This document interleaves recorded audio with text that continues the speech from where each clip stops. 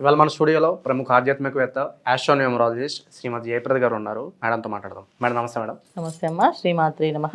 Madam, ఫిబ్రవరి మాసంలో ధనుసు రాశి వారికి ఎలాంటి ఫలితాలు ఉండబోతున్నాయి? గ్రహస్థితి ఎలా ఉంది? ఎలాంటి రెమెడీస్ చేసుకుంటే బాగుంటుంది అంటారు? తప్పకుండా ధనుసు రాశి వాళ్ళకి చాలా అనుకూలంగా ఆనందంగానే ఉంది. అయితే ఈ మాసంలో వీళ్ళకి ప్రతి విషయంలోని చాలా చక్కగా ప్రతి పని చకచకా అయిపోతున్నాయి. సో కొంతమందికి ఇల్లు విషయంలో, వాహన విషయాల్లో, గృహ విషయంలో, స్థలాల విషయంలో చాలా అనుకూలంగా మెరుగైన ఫలితాలు కనిపిస్తున్నాయి. ధనుసు రాశి వాళ్ళకి వాగ్దాటిగా మాట్లాడడం కానీ, అంటే ఇప్పుడు దాకా మాట్లాడలేదంటే మాట్లాడతారు, కానీ ఇప్పుడు బాగా బ్రహ్మాండంగా మాట్లాడడం కానీ, మాటలతో వ్యాపారం చేయడం కానీ, సో కమ్యూనికేషన్ స్కిల్స్ బాగా డెవలప్ అవుతాయి వీళ్ళకి. సో మార్కెటింగ్ రంగంలో వాళ్ళకి చాలా చాలా అభివృద్ధి అనేది కనిపిస్తుంది. ఎంత చక్కగా అభివృద్ధి ఉంది అంటే అసలు ఇలాంటి విషయాల్లో ఇంత చక్కగా మాట్లాడేస్తారా వీళ్ళు అనుకొని తెలియదు, అంత చక్కగా మాట్లాడే అవకాశం ఎక్కువగా కనిపిస్తుంది. ముఖ్యంగా విద్యార్థులు చాలా చక్కగా తెలివిగా ప్రతి విషయాన్ని ఆలోచించి చదువుతారు. సో చదివే విషయంలో ఏదో బండగుత్తులో చదవడము, అది సరిగ్గా చదవలేదు అనుకోవడం కాకుండా తెలివిగా చదవడం. ఈ పాయింట్స్ చదువుకుంటే మనం పరీక్షలు రాయగలవాం అని చెప్పి పోటీ పరీక్షలు ఎవరైతే ఉన్నారో వాళ్ళు చక్కగా పాస్ అవ్వడము, దాంట్లో మంచి మంచి ఫలితాలు రావడం. ముఖ్యంగా ఐఏఎస్, ఐపీఎస్ రంగాల్లో ఉన్న వాళ్ళు చాలా చక్కమైన మెరుగైన ఫలితాలు కనిపిస్తాయి ధనుసు రాశి వాళ్ళకి. ఈసారి వాళ్ళు మంచిగా ఆ పరీక్షల్లో మంచి విజయాలు సాధించే అవకాశం కనిపిస్తుంది.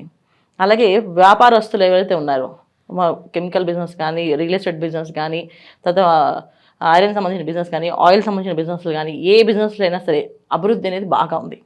కొన్ని బిజినెస్లు బాగుంటాయి, కొన్ని బిజినెస్లు బాగుండవు కదా. ఈ మాసంలో ప్రతి ఒక్కరికి ప్రతి విషయంలోని అనుకూలత బాగా కనిపిస్తుంది.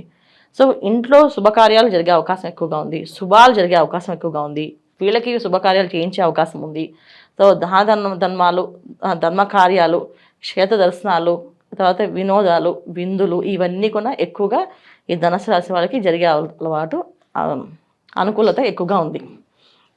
శుభకార్యాల విషయానికి వస్తే శుభకార్యాలు జరగడానికి ఆస్కారం కనిపిస్తుంది. చక్కగా శుభకార్యాలు చేస్తారు, శుభకార్యాలు జరిగే అవకాశం ఎక్కువగా ఉంది. ఇది చతుర్థ స్థానంలో శుక్రుడు. సో ఎప్పుడైతే చతుర్థ స్థానంలో శుక్రుడు ఉంటాడో తల్లి సంబంధించిన వాళ్ళ బంధువులు కానీ, తల్లికి సంబంధించిన విషయాల్లో కానీ, ఆస్తులు రావడం కానీ, అక్కడి నుంచి ఏదైనా శుభకార్యాలు చేసే అవకాశం రావడం కానీ, ఒక దేవాలయానికి సంబంధించిన దేవాలయంలో పనులు చేయడం కానీ, ఆ దేవాలయానికి సంబంధించిన వీళ్ళు కార్యక్రమాలు చేయడం కానీ, పాల్గొనడం కానీ, తెలియకుండానే ఒక మంచి ఎన్వైరన్మెంట్లో వెళ్తారు. అంటే పాజిటివ్ ఎనర్జీలో వెళ్తారు ఈ మాసం అంతా. వీళ్ళు అనుకోకుండానే మంచి మంచి వాళ్ళతో పరిచయాలు, వాళ్ళ వల్ల మంచి లాభదాయకమైన పనులు, వాళ్ళ వల్ల అన్ని పనులు అయ్యే అవకాశం ఎక్కువగా కనిపించే అవకాశము, కొత్త పరిచయాలు మంచి మార్గాలకి నాంది పలుకుతున్నాయి. సో అందుకని చాలా బాగుంది. ఆర్థికంగా ఎలా ఉండబోతుంది మేడం? అంటే డబ్బులు అందక ఇబ్బంది పడే వాళ్ళు చాలా మంది ఉంటారు, మరి అటువంటి వారికి ఎలా ఉండబోతుంది? ఆర్థికపరమైన ఇబ్బందులు అనేది ఈ మాసం అనేది వీళ్ళకి లేవు. అసలు చాలా చక్కగా ఆర్థికం అనేది బాగా అభివృద్ధి అనేది ఉంది, ధన ఆదాయం ఉంది ఈ మాసం. అంటే ధనం చేతికి రావడము, లోన్లు పెట్టుకునే వాళ్ళు లోన్స్ ప్రాక్టీస్ చేసే వాళ్ళ లోన్స్ రావడం కానీ ఇంటికి. సో ముఖ్యంగా చాలామందికి చిన్న చిన్న కంపెనీల్లో పనిచేసే వాళ్ళకు కూడా మంచి ఫలితాలు, మెరుగైన ఫలితాలు కనిపిస్తున్నాయి. చిన్న చిన్న ఉద్యోగస్తులకి ప్రమోషన్లు రావడం కానీ, తర్వాత ఆ ప్రమోషన్లు రావడం వల్ల అయితే వేరే ఊరికి ట్రాన్స్ఫర్స్ అవ్వడం కానీ, తర్వాత వేరే దేశాల్లో ఉండే వాళ్ళకి అనుకూలత ఉండడం కానీ, ఆ దేశాల్లో అన్ని అనుకూలంగా జరగడం కానీ, ఒక గుర్తింపు రావడం, ఒక లీడర్షిప్ క్వాలిటీస్ రావడం, అంటే ఏదో ఒక పదవి రావడం వీళ్ళకి. సో ఆ పదవి అనేది వీళ్ళకి శాశ్వతంగా ఉండే అవకాశం కనిపిస్తుంది. సో అంటే ముఖ్యంగా రాజకీయ రంగంలో, మీడియా రంగంలో పనిచేసే వాళ్ళకి చాలా అనుకూలత కనిపిస్తుంది. అలాగే మేడం, వైవాహిక జీవితం ఎలా ఉండబోతుంది? సంతానం కోసం ఎదురు చూసే వాళ్ళకి ఏదన్నా గుడ్ న్యూస్ ఉందా? వైవాహిక జీవితంలో కాస్త మాట పట్టింపులు, మనస్పర్ధలు, కాస్త భార్యాభర్తల మధ్యన చిన్న చిన్న మిస్అండర్స్టాండింగ్స్, చిన్న చిన్న గొడవలు, అవి పెద్దగా ఉండవు కానీ చిన్న చిన్నవే ఉంటాయి. మరీ అంత పెద్దగా ఇబ్బంది పెట్టే ఉండవు కానీ కాస్త అశాంతి అనేది లోపిస్తుంది. సో భార్యాభర్తల మధ్యన కొంచెం అండర్స్టాండింగ్ పెంచుకోవడం కానీ, అవగాహన పెంచుకుంటే కానీ ముందు వెళ్ళే అవకాశం ఉంది. సంతాన విషయంలో కూడా కాస్త ఆలస్యం కనిపిస్తుంది. ఆలస్యం అనేది కాస్త ఈ మాసం కూడా వీళ్ళకి గత మాసం నుంచి అంతకుముందు మాసం నుంచి ప్రయత్నం చేసేవాళ్ళు ఈ మాసం కూడా కాస్త అంత మంచి ఫలితాలు రావట్లేదు, నార్మల్గా ఉన్నాయి ఫలితం కూడా. సో సంతాన విషయంలో, తర్వాత వివాహ విషయంలో, వైవాహిక జీవిత విషయంలో కాస్తంత పరిహారం చేసుకుంటే దాని నుంచి కూడా బయటపడే అవకాశం ఉంది. ఆరోగ్యపరంగా ఎలా ఉండబోతుంది మేడం? సడన్గా ఏదన్నా ప్రయాణాలు కావచ్చు, విహారయాత్రలు కావచ్చు చేయడానికి ఏదన్నా ఆస్కారం కనిపిస్తుందా? ఆరోగ్య విషయంలో చాలా జాగ్రత్తగా ఉండాలి. ఆరోగ్య విషయం కాస్త అంత ఇబ్బంది కనిపిస్తుంది. ముఖ్యంగా ఏంటంటే కళ్ళకు సంబంధించిన ఇబ్బందులు కానీ, ఏదో డస్ట్ ఎలర్జీలాగా చిన్నగా రావడం కానీ, స్కిన్ ర్యాషెస్ రావడం కానీ, స్కిన్ ఎలర్జీలా కానీ, అదేదో చిన్నపాటి దెబ్బ అది బ్రహ్మరాక్షస మారిందంటారు, చిన్న కోతిపూడి పెద్ద బ్రహ్మరాక్షస అయిందంటారు, అలాగా అయ్యే అవకాశం ఎక్కువగా ఉంది. కానీ ఆరోగ్యం చాలా జాగ్రత్తగా చూసుకోవాలి. ప్రయాణాలు చేసేటప్పుడు చాలా జాగ్రత్తగా వెళ్ళడం రావడం అనేది ముఖ్యం. సో తర్వాత సత్సంబంధాలతో బంధాలు పరిచయాలు కొత్త పరిచయాలతో వెళ్ళి ముందుకు వెళ్ళేటప్పుడు కాస్త ఆలోచించి ముందుకు వెళ్ళడం. వాళ్ళ వల్ల మంచి లాభమే జరుగుతుంది, కానీ కాస్త దూకుడు స్వభావంగా వెళ్లకుండా కాస్త ఆలోచించి నిర్ణయం తీసుకొని చేస్తే అన్నీ అనుకూలంగా మారుతుంది. కోర్టు సమస్యలు, పోలీస్ స్టేషన్ల చుట్టూ తిరుగుతూ ఉంటారు, ఆస్తి తగాదాలతో బాధపడుతూ ఉంటారు. మరి ఇలాంటి వారికి ఏదైనా వారికి కాస్తంత రిలీఫ్ అనేది ఏం కనిపించట్లేదు ఈ మాసం కాస్తంత ఇబ్బంది ఉంది. ఎందుకంటే శని భగవానుడు వీళ్ళకి ఎక్కడి నుంచి ఎప్పుడైతే మార్చి నుంచి మారుతాడో అప్పటి నుంచి వీళ్ళకి అన్ని అనుకూలంగా ఉంటాయి. ప్రస్తుతం ఏంటంటే కాస్త కోర్టు సంబంధించిన వీళ్ళు ఆస్తి గొడవలు, ఆస్తి సంబంధించిన వివాదాలు ఉంటే మాత్రం బయటపడే అవకాశం ఉంది. ఇంకా ఏదైనా విషయాల్లో, కేసుల విషయంలో వాటిలో ఉంటే మాత్రం కాస్త ఆలస్యం ఉంది, ఇంకా నడుస్తుంది. దానివల్ల కాస్త బాధ, కొంచెం మానసికమైన ఇబ్బంది, అశాంతి కలుగుతుంది. ప్రేమికులకు ఏదైనా శుభవార్త ఉందా మేడం? ప్రేమ వివాహాలు ఎవరైతే చేసుకోవాలనుకుంటున్నారో ఒక అడుగు ముందుకు పడే అవకాశం ఏదైనా కనిపిస్తుంది ఈ రాశి వారికి? చాలా దిగ్విజయంగా కనిపిస్తుంది. వివాహ ప్రయత్నం అయితే అవకాశం ఉంది. సో ప్రేమించే వాళ్ళకి అనుకూలంగానే ఉంది. ఎందుకంటే చతుర్థ స్థానంలో శుక్రుడు కదా, శుక్ర రాహువులు ఒక రకమైన ఎమోషన్ బాండింగ్ ఖచ్చితంగా చేసుకోవాలనే కోరిక, కుతూహలం అనేది కొంచెం గట్టిగా ప్రయత్నం చేస్తే అవుతుంది. అయితే ఏంటంటే ఎంత ప్రయత్నం చేస్తే ఇక్కడ సప్తమ స్థానంలో కుజుడు, దానివల్ల ఎంత స్పీడ్గా కలుస్తే అంత తొందరగా విడిపోతారు. సో అందుకని కాస్త ఆలోచించి అడుగులు వేయండి. ఏ విషయమైనా పెద్దవాళ్ళని అందరూ అంగీకారాలు తీసుకొని వాళ్ళు ఒప్పుకున్నాక చేసుకుంటే అది 10 కాలాలు నిలబడుతుంది. అలాగే వ్యక్తిగత జాతక పరిశీలన కూడా చాలా ఇంపార్టెంట్. ఖచ్చితంగా. ఇప్పుడు మన జాతకం చెప్పేది గోచార ఫలితాలు. గోచారం అనేది మొత్తం కోటాది కోట్ల మందికి ఈ గోచారం ఉంటుంది.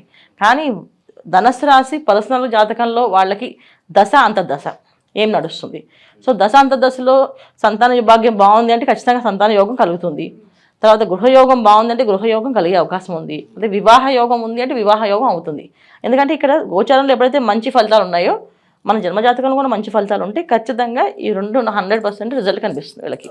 మేడం, ఇంకా మెరుగైన ఫలితాలు పొందడానికి ధనుసు రాశి వారు ఎటువంటి పరిహారాలు చేసుకుంటే బాగుంటుందంట? తప్పకుండా ప్రతి సోమవారం శివాలయానికి వెళ్ళడం, అభిషేకం చేయించుకోవడం, శివనామాన్ని ఎక్కువగా స్మరణ చేయడం, అంటే శివాయ గురువే నమః అనుకుని మంత్రాన్ని చదవడం. శివాయ గురువే నమః అనుకుంటే అనారోగ్య సమస్య నుంచి బయటపడతారు.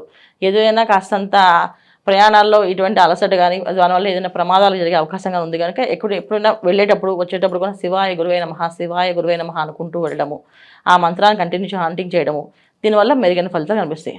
సోమవారం పూట అభిషేకం చేయించుకోవడం లేదా శివాలయానికి వెళ్ళి ప్రదక్షిణాలు చేయడం, ఇవి చేసుకుంటూ ఉంటే చాలా చక్కగా బాగుంది. సో ద్వాదశ రాశులు అందరూ ఏంటంటే ఫిబ్రవరి మాసం అనేది చాలా అనుకూలమైన మాసం. ఎందుకంటే రవి మాసం, రవి భగవానుడు మకర రాశిలో రావడము అనేది ఒక విశేషం.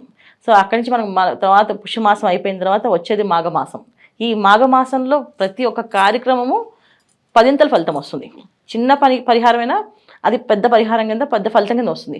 ఒక చిన్న దీపదానం చేస్తాము, ఆ దానం అనేది 10ంతలుగా మనకు లాభం అవుతుంది. అంటే ఇంట్లో చీకటి అనేది ఉండదు. దీపదానం అంటే ఏంటి? దీపాలు దానం చేస్తే దీపం వస్తున్నారు కాదు, మన ఇంట్లో ఏ రోజు చీకటి కోణం అనేది ఉండదు, చీకటిగా ఉండరు. అంటే చీకటి కోణము అంటే ఏంటంటే చెడు పనులు చేయడం కానీ, చెడు వ్యవహారాలకు వెళ్ళడం కానీ, వ్యసనాలకి బలివ్వడం కానీ జరగదు అని అర్థం. సో దీపదానం. అలాగే అన్నదానం చేస్తే ఏంటంటే అన్నానికి లోటు ఉండదు అని అంటారు. అన్నానికి లోటు ఉండదు అంటే ఏంటంటే చాలామంది ఆహారం ఉన్నా తినలేకపోతుంటారు. సో ఎందుకు తినలేకపోతుంటే వాళ్ళకి రకమైన సమస్యలు, అజీత సమస్యలు, ఏదో రోగ సమస్యలు, ఏదో ఒకటి టైంకి అన్నం తినలేకపోవడం, టైంకి వేళకి తినలేకపోవడం అది జరుగుతుంటుంది. సో ఈ అన్నదానం చేయడం వల్ల అలాంటి ప్రాబ్లమ్స్ లేకుండా బయటపడతాం. సో మాఘమాసంలో అన్నదానం, దీపదానం, తర్వాత చాలామంది నోములు, పూజలు, వ్రతాలు చేస్తుంటారు. దాంట్లో చాలామంది నోములకి పళ్ళు, పసుపు, కుంకాలు, బట్టలు, వస్త్రాలు ఇవన్నీ దానం చేస్తుంటారు. ఇవన్నీ కొన్ని చేయడం వల్ల చాలా మంచి ఫలితాలు ఉంటాయి. అయితే ఒక్కొక్క రాశి వాళ్ళు ఏం చేసుకోవాలి అంటే, మేషరాశి వాళ్ళు ఈ మాసం అంతా అన్నదానం చేస్తే చాలా మంచి ఫలితాలు. అలాగే వృషభ రాశి వాళ్ళు ఈ మాసం అంతా చక్కగా వస్త్రదానం చేస్తే చాలా మంచి ఫలితాలు. మిథున రాశి వాళ్ళు పుస్తకాలు దానం చేస్తే విద్య బ్రహ్మాండం సాగుతుంది. అలాగే కర్కాటక రాశి వాళ్ళు ఏదో ఒక వస్తువుని దానం చేయడం, అంటే వెండి కానీ రాగి కానీ ఏదో ఒక పాత్రను దానం చేస్తే అన్ని అనుకూలమైన ఫలితాలు కనిపిస్తున్నాయి. అలాగే సింహరాశి వాళ్ళు చక్కగా ఒక 10 మందికి చదువు విద్యాదానం చేయడం కానీ, ఒక విద్యార్థికి విద్య కట్టించడం కానీ చేయడం వల్ల మంచి ఫలితాలు ఉన్నాయి. ఇలా ఒక్కొక్క రాశి వాళ్ళు చేసుకుంటూ వెళ్తే అన్ని అనుకూలమైన ఫలితాలు కనిపిస్తున్నాయి.